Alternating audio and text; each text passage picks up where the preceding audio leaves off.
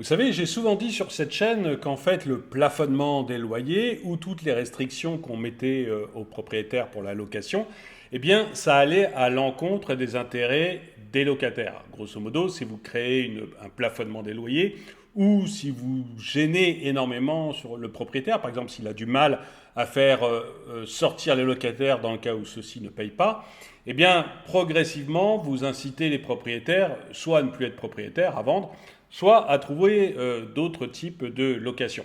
Pour ce qui est du plafonnement des loyers, bon, c'est clair, ça a déjà été essayé dans plusieurs pays du monde et ça avait même été essayé à Paris entre 1914 et 1948. Et c'est finalement l'administration qui en 1948 avait dit il faut absolument arrêter. On a, je crois que c'était 30% des logements qui sont devenus insalubres. Donc les choses, elles sont extrêmement claires, mais je sais que c'est contre-intuitif et que beaucoup de gens ne comprennent pas ça. Mais là, j'en ai un exemple, notamment à Paris, puisque la mairie de Paris veut interdire dans plusieurs arrondissements de Paris Airbnb. Pourquoi? Eh bien parce que les propriétaires en ont marre du plafonnement des loyers, en ont marre des mesures thermiques, vous savez, les diagnostics énergétiques, en ont marre des locataires qui peuvent ne pas payer et rester pendant 1 ou 2 ans, le temps que toutes les procédures soient faites. Et du coup, eh bien, ils se sont tournés vers la location saisonnière. Alors, il y a des petits propriétaires qui font ça, il y a aussi des entreprises qui font ça parce que c'est très rentable. Et pour tout vous dire, j'ai même eu un de mes enfants qui a fait ça pendant une période, donc je sais que c'est très rentable. Mais là, la mairie de Paris, du coup, a décidé de prendre le taureau par les cornes pour stopper Airbnb, et on va probablement interdire Airbnb dans plusieurs arrondissements parisiens. Alors, je sais, c'est très Paris ça, mais vous allez voir que ça va arriver dans d'autres grandes villes. Peut-être si vous n'êtes pas de Paris, bah, ça va arriver dans la vôtre dans les mois qui viennent parce que c'est un véritable problème actuellement. On a tellement bloqué les propriétaires qu'ils se sont tournés vers du Airbnb. Mais on va lire le document. À Paris, où des quartiers sont inondés de logements meublés uniquement destinés à la location Airbnb, la ville a décidé de prendre les choses en main, car les habitants n'arrivent plus à se loger faute d'appartements libres. Voilà, ça résume ce que je vous disais au début.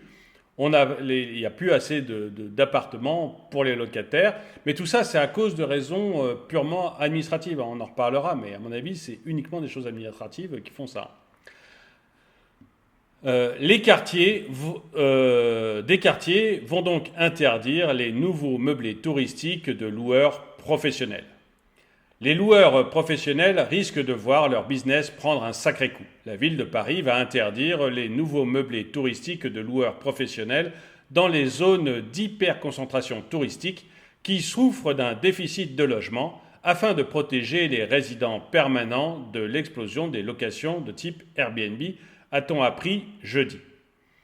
Des secteurs entiers de Paris. Mais pourquoi il y a une explosion? Vous voyez, c'est ça, à mon avis, la première chose. Si vous voulez protéger les gens de l'explosion Airbnb, eh bien, il faut agir sur les causes de cette explosion. Airbnb, c'est des contraintes. Alors, ça paye un peu mieux qu'une location normale, c'est vrai, mais c'est surtout des contraintes. C'est-à-dire que vous avez des gens qui vont surtout venir le week-end. Ça veut dire qu'entre deux clients qui passent, parfois vous avez une journée, même pas une demi-journée pour faire le ménage. Donc, soit vous y collez vous, soit vous trouvez une femme de ménage très flexible qui peut y aller en une demi-journée. Vous allez avoir des petits dégâts qu'il va falloir réparer entre deux clients. Enfin, vous voyez, c'est beaucoup de contraintes, le Airbnb. C'est pas, il faut refaire les lits, enfin voilà, il y a des vraies contraintes. Donc, pourquoi les gens préfèrent ces vraies contraintes et vous ne louez pas, excusez-moi, je finis, mais vous ne louez pas tous les jours non plus. Donc, voilà. Pourquoi les gens préfèrent ces vraies contraintes? Ils préfèrent ces vraies contraintes pour plusieurs raisons. D'abord, ils n'ont pas de diagnostic énergétique. Donc, si vous êtes classé F ou G et que vous n'avez pas le droit de louer ou vous n'aurez bientôt plus le droit de louer, votre solution, c'est peut-être de faire du Airbnb, puisque pour l'instant, il n'y a pas de diagnostic énergétique. On parle de le mettre en place, mais pour l'instant, il n'y est pas. Il y a, ce qui est aberrant d'ailleurs, pour des gens qui viennent une nuit, voilà, c'est pas du tout la même chose qu'un locataire normal. Enfin, bon.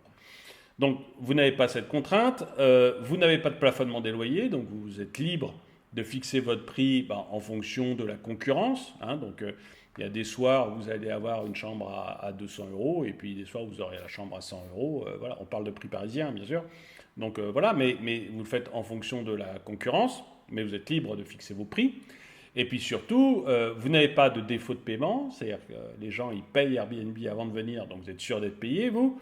Et puis les locataires s'en vont une fois qu'ils ont fini. Hein. Vous voyez, le gros problème des propriétaires, c'est quand même le défaut de paiement et derrière l'impossibilité d'expulser le locataire qui n'a pas payé. Hein. Donc c'est pour ça qu'on demande des milliers de cautions à tout le monde pour pouvoir louer un studio dans Paris.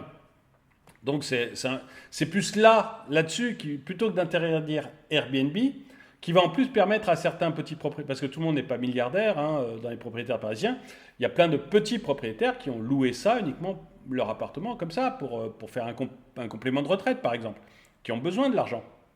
Et plutôt que de leur interdire de gagner leur argent avec Airbnb, ça serait quand même plus intéressant de comprendre pourquoi les gens choisissent Airbnb et de faire en sorte qu'ils aient plus intérêt à choisir la location normale de plusieurs mois d'affilée plutôt que la location Airbnb. C'est là-dessus qu'il faudrait jouer, à mon avis. Hein, des secteurs entiers de Paris vont être interdits aux créateurs de nouveaux meublés touristiques parce que nous considérons que l'offre est déjà très abondante et nous visons un étalement et un équilibre d'implantation dans Paris intramuros. Alors, a expliqué Emmanuel Grégoire, mais qu'est-ce qu'il en sait? Moi, petit propriétaire, si je mets mon appartement, j'en ai pas un, mais si je mets mon appartement sur Airbnb, parisien sur Airbnb, c'est parce que je pense que je vais gagner de l'argent avec. S'il y a trop de logements, comme il le dit ce cher monsieur, eh bien, s'il y a trop de logements, je ne le louerai pas et très rapidement, je trouverai une autre solution. Hein, c'est pas à la mairie de Paris de m'expliquer non mais il y a trop de logements ou il y a pas dans tel quartier il y a trop de logements dans tel quartier etc. C'est pas à lui. Moi je le verrai très bien quand je ferai mon étude de marché si c'est pour acheter un logement ou si je l'ai déjà, je le verrai très bien quand je mettrai le logement en location. Il n'y aura pas de location, je serai déçu et à ce moment-là je mettrai peut-être sur de la location longue durée. Mais vous voyez. J'aime pas beaucoup ce côté. Visiblement, c'est premier adjoint à la maire PS de Paris, Emmanuel Grégoire. J'aime pas du tout cette mentalité de dire on va vous enquiquiner, messieurs, mais c'est pour votre bien. Hein, c'est parce que vous n'êtes pas capable de comprendre qu'il y a trop de logements Airbnb, vous faites trop concurrence. Donc, pour vous aider, pour votre bien, on va vous donner autre chose. Non, c'est pas pour notre bien, c'est que tu as envie de récupérer les logements parce que tu as mis des lois insensées. Et que du coup il n'y a plus assez de logements pour les locataires normaux et que tu aimerais avoir plus de logements pour les locataires normaux et du coup tu veux mettre des bâtons dans les roues quand je veux faire du Airbnb. Voilà, c'est tout. Il ne faut pas raconter n'importe quoi aux gens, je pense que les gens sont suffisamment intelligents pour comprendre. Parmi les quartiers qui vont être interdits, figurent Paris-Centre, le canal Saint-Martin, les grands boulevards, les Champs-Élysées ou encore Montmartre. Cette mesure, qui ne prévoit pas d'objectifs chiffrés sous forme de quotas, ne s'appliquera pas aux propriétaires qui louent occasionnellement leur résidence principale dans la limite de 120 jours par an, mais uniquement aux loueurs professionnels. La ville, qui comptait 43 000 meublés touristiques à l'automne 2022, espère également profiter d'une proposition de loi qui sera discutée en juin à l'Assemblée nationale pour réguler la transformation de bureaux en meublés de tourisme. Oui, parce qu'ils veulent aussi enquiquiner les gens qui ont racheté des bureaux, parce que les bureaux se vident actuellement. Il y a plein de bureaux vides au cœur de Paris. C'est pas pratique pour y aller, parce que la voiture à Paris, c'est devenu un enfer. Et ils sont relativement... c'est difficile de les louer. Donc les gens achètent des bureaux, les transforment en appartements et les mettent sur Airbnb. Bon, ce qui est mais je ne vois pas en fait l'intérêt qu'une mairie aille mettre ses doigts là-dedans. Si ça grippe, hein, si on ne loue pas à des locataires long terme, si on demande à un locataire d'avoir 40 cautions, c'est uniquement, parce que l'État et la mairie de Paris ont mis leurs gros doigts là-dedans. Hein, s'il n'y avait pas, vous avez plein de pays en dehors de France où en fait le locataire s'il ne paye pas au bout de 15 jours, il est dehors, eh bien on vous demande 0 caution. On vous demande 0 caution. Alors, et c'est facile du coup de trouver un appart. Et même chose, si vous n'avez pas de plafonnement des loyers, les prix de l'immobilier des loyers, c'est vrai, augmentent, mais vous avez aussi plus de propriétaires qui mettent des appartements en location. Hein, parce que si vous êtes plafonné, vous n'avez peut-être pas intérêt à mettre votre logement en location. Même chose, si vous retirez du marché tous les logements G+, et que vous dites on va retirer aussi les F et les G, eh bien ça fait moins de logements. Donc c'est vraiment à chaque fois des règles bureaucratiques qui bloquent le marché de l'immobilier. Hein. Et donc après, pour combattre ça, ils veulent mettre d'autres règles démocratiques, mais d'autres... pardon. Ils veulent mettre, pour revenir là-dessus, d'autres règles bureaucratiques pour coincer les gens. Mais en fait, leur rêve à ces gens, c'est de vous coincer, c'est de vous bloquer, en fait. C'est pas de vous rendre la vie plus belle, c'est de vous la rendre plus pénible. C'est incroyable de réfléchir comme ça. Laissez faire les gens, vous verrez, laissez faire. Laissez faire et vous verrez, ça passera tout seul, l'immobilier. Il y a très très peu de lois dans l'immobilier qui sont nécessaires. Je continue. Compensation au triple. Les élus redoutent en effet que l'appétit des investisseurs ne se tourne désormais vers les bureaux pour lesquels il n'existe encore aucun outil de régulation, après avoir jeté leur dévolu sur les petits commerces dont la transformation est aujourd'hui réglementée. Et c'est ça, ils veulent absolument... Les gens cherchent un espace libre. Et encore une fois, c'est pas... Les investisseurs, c'est pas forcément tous des milliardaires, c'est pas tous la BNP, vous voyez. C'est aussi des gens qui ont, comme moi, presque 50 ans et qui commencent à se dire, bon, pour ma retraite, je fais comment? Ah avoir un appartement à Paris, parce qu'on a tous bien compris qu'il ne fallait pas trop compter sur l'État pour la retraite. Bon, eh bien, avoir un appartement à Paris et le louer, c'est peut-être pas une mauvaise idée. Donc les gens, ils cherchent des trucs comme ça. Et à chaque fois, on leur ferme des portes. Et à chaque fois, on leur dit, non, mais nous, on voudrait que vous louiez pas cher des appartements d'excellente qualité à des locataires qui ne seraient pas obligés de payer. Hein, grosso modo, c'est un peu ça. Et tout le monde dit, bah non, vous êtes fous, enfin, évidemment, on ne va pas faire ça. Et donc, petit à petit, plus vous mettez des contraintes, plus les gens cherchent une autre solution. Et voilà, alors ils étaient maintenant sur les commerces, visiblement pour les transformer. Ça, maintenant, ça y est, il y a une loi, donc on ne peut plus le faire. Donc ils se rabattent sur les bureaux, il va y avoir une loi, ils vont plus pouvoir le faire. C'est vraiment... l'administration, c'est Kafka. Et si encore, derrière, ça donnait des choses correctes, on serait content, mais ça donne même pas des trucs corrects. Donc c'est de pire en pire, en fait. Mais voilà. Selon Dorine Bregman, adjointe chargée des commerces à Paris Centre, un commerce sur 8 a été transformé en meublé touristique au cœur de la capitale entre 2020 et 2022.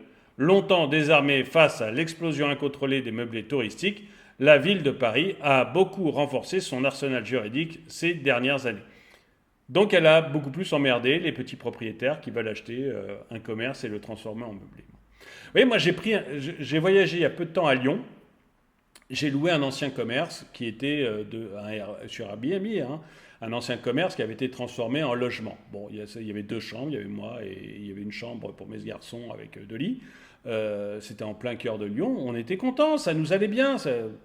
Voilà. Et la dame qui nous a loués, je me souviens, elle avait son entreprise, c'était une coiffeuse, je crois. Elle avait son salon de coiffure juste à côté.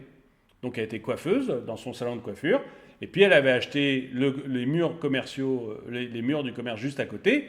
Et puis elle l'avait transformé pour faire un petit Airbnb, probablement pour sa retraite. C'était une dame qui avait 45-50 ans. Donc elle devait préparer aussi sa retraite. Voilà. Mais foutez la paix aux gens, laissez-les faire ce qu'ils ont envie de faire.